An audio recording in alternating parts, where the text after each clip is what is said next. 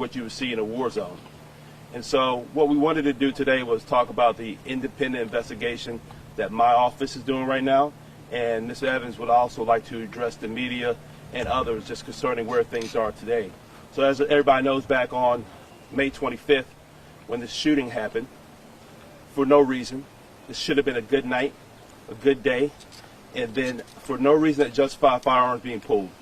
You have multiple shots that went off, 10 people who were hit, including Mr. Evans, which a bullet struck his lower extremity, as you can see right here. It struck a main artery. He's really thanking God that he's even here right now, because he could have lost his life, as so many others could have as well.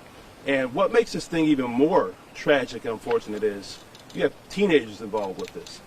The recent shooter who was arrested was a 16-year-old kid with this type of gun. And I don't know how he was raised, what he had going on, but it should have never have happened. And our independent investigation so far has revealed that, one, you have firearms who were on this boat when there was over 120 people on there. Barely, they may have had somebody who technically checked you getting in, but there's no security. Essentially no security for this type of party. Too many people on the boat. And we're asking, how did these guns get on the boat? How did these shooters have access to the firearms when everybody else was being patted down? And there's also some conflicting reports out there. There's information that says there's no alcohol or provided on the boat, but that's not the case. We know that there were bottles of tequila being sold. There are alcoholic beverages being sold. There's nobody checking IDs. And you have minors on the boat with firearms. So these are just things that we have found out in the coming days since this incident. We're thankful that law enforcement is investigating this, and they're looking to cover every stone, cross all their T's and dot every I's. And we want full justice and accountability. Anybody who played a role for this, who was associated with the criminal aspect, should be criminally prosecuted, but also there's going to be civil responsibility for those who knew the harm that Mr. Evans was subject to being on this boat, and others had a duty to have safe security measures and was just completely, I would even use the word negligent, I just completely disregarded the safety of others. It was just simply about making money, making a buck, making a profit, when they could have just had a few other measures in place and this incident would have never happened. So now what we'll do is we'll allow Mr. Evans, he's going to say some comments. We'll take some questions I will ask, because there's an active criminal investigation going on, that direct questions to me first, and there may be things that Mr. Evans can chime in on, but just be understanding if I have to say that he can't comment on these things right now. What happened on May 25th completely changed every aspect of my life. In one single moment, my entire world was flipped upside down, and it hasn't been the same since. As a result of this mass shooting, I've had to undergo surgery. As you can see, my foot was injured, and I faced unbearable pain as a result of my injuries. This incident traumatized not only me, but the lives of many others who were affected and lived through this situation. Today, I do want to thank Horry County Police Department for their time and their work in this investigation. I'm thankful to be represented by my lawyer, and we will be pursuing full accountability and full justice for the Little River 10. Thank you. Any questions? Do you know who was selling the alcohol on the boat? We do not have their information right now. We have an idea who it is, but it would be premature to say that name at this time. But we can confirm that alcohol is being sold on the boat. Do you know who owns the boat? I do know who owns the boat. Are you able to release that? It's public information. I would recommend that y'all look into the LLC who has the boat, and it's clearly out there. Do you plan on suing that boat owner? We're planning on filing a lawsuit against anybody who's responsible for this, who played a role. We're looking at the boat owner, any other companies affiliated with them. Anybody who had a role in this, knew what this whole thing was going to be about, and just simply disregard their obligations, probably will be named in the lawsuit. This security personnel, is it personal security, or do you know if they were hired from outside to help out on this boat? We don't have all the information right now. I would even call them security personnel. I said they should have had security personnel. There's somebody who did pat people down. We're not sure at this time if he was a registered with a security company, or if he was just a guy with a shirt on acting that he was security. So I don't think it was security to the standard of the event that this was at all. But he may label himself as a security person. Mr. Evans, what do you remember the moments leading up right before you got shot? Where were you at? I will.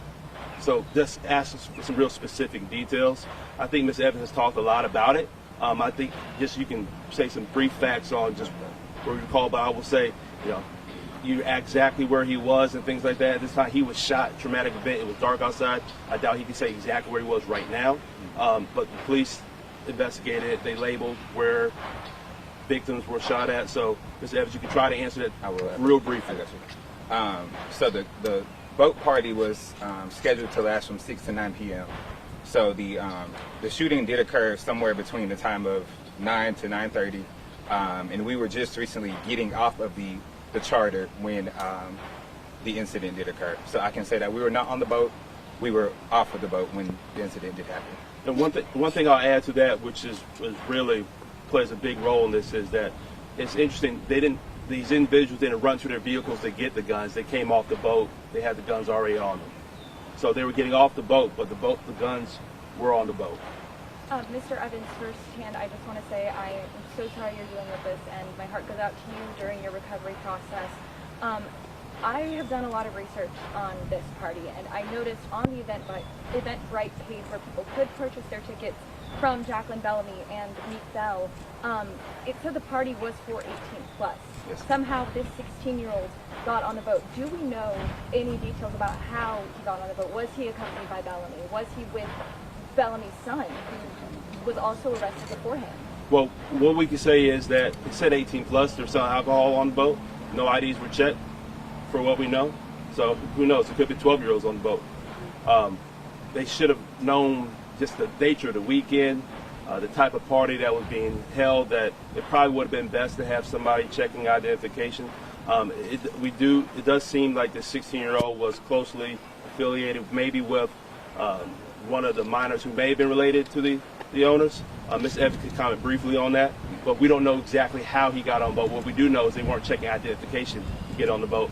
More than likely, they were just checking the purchase. You had a ticket, you're for your Eventbrite, and get on the boat. And I'm sorry, I'm following up from what he said. This party was not a private event. It was open to the public. All you had to do was either purchase a ticket through Eventbrite, or also there were other payment methods they were accepting for individuals to purchase tickets. So following on what he said, there were no identification checked at any time of this event. So, I mean, anybody could have came on this boat. And I'll just say that following his statement. Can you speak to the future of your recovery? Yes, I'm good.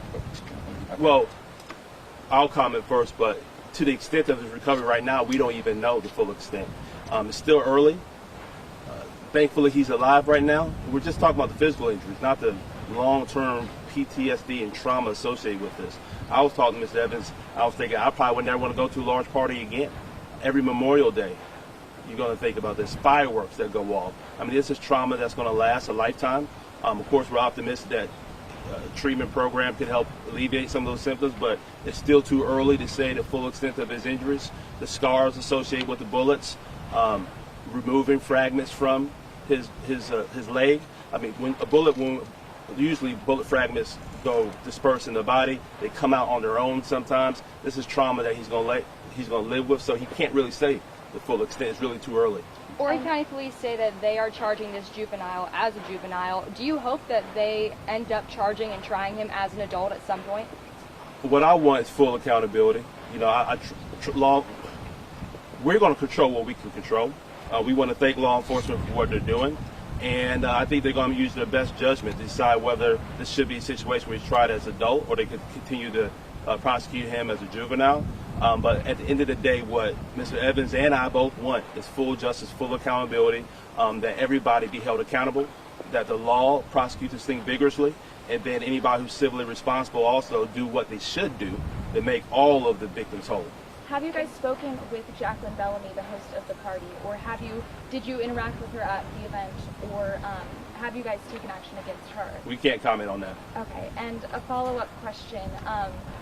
you know, how a lot of people did say that they saw one of the suspects, Shawan Williams, the first suspect arrested, flash a gun in his waistband and then hand a weapon to a second suspect. Did you see any of this, or have you heard other people say the same thing? I've heard people say the same thing, but we can't comment on it. The videos, I think, are pretty self-explanatory of what happened.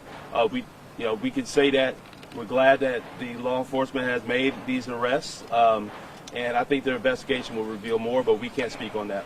And Mr. Evans, one more follow-up question. Mr. Evans, how has your healing process been with your mental health? Have you gone to counseling? What kind of steps are you and your family taking to help you heal? As of yesterday, I've actually begun seeing a therapist in regards to getting some help with the situation. My life has completely been altered from this. I actually am a resident of Atlanta, Georgia. So I'm now in a position where I'm not even able to travel or go back to my home. So moving forward, like I'm following up this next week with my surgeon to see if there's any further surgeries that have to be done, and the next steps to make sure that I'm getting proper healing for my wound. How are your friends doing? My friends, as of right now, 2 are currently still hospitalized, and the rest of us are out here and just trying to make it and trying to understand this incident and process what happened to us. But we all are staying together. 6 out of 10 of the victims were my friends. We're all friends. It was our friend group.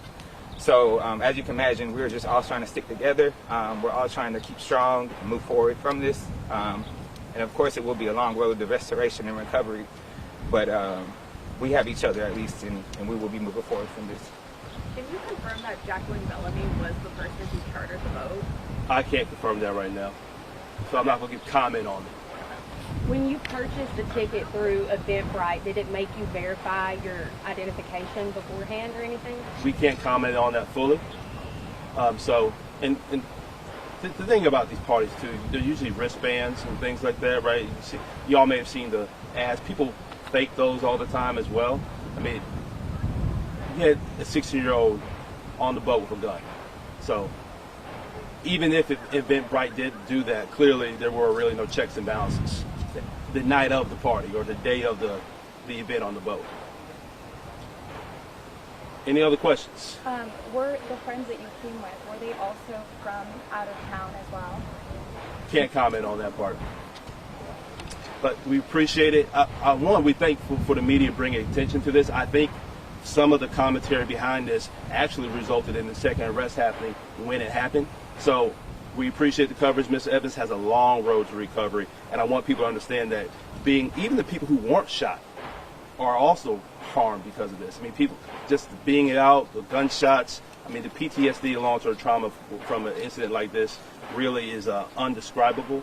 And so we appreciate y'all's attention to this, and also understanding that there's some things that Mr. Evans just can't answer at this moment with an ongoing criminal prosecution, and we're still conducting our investigation.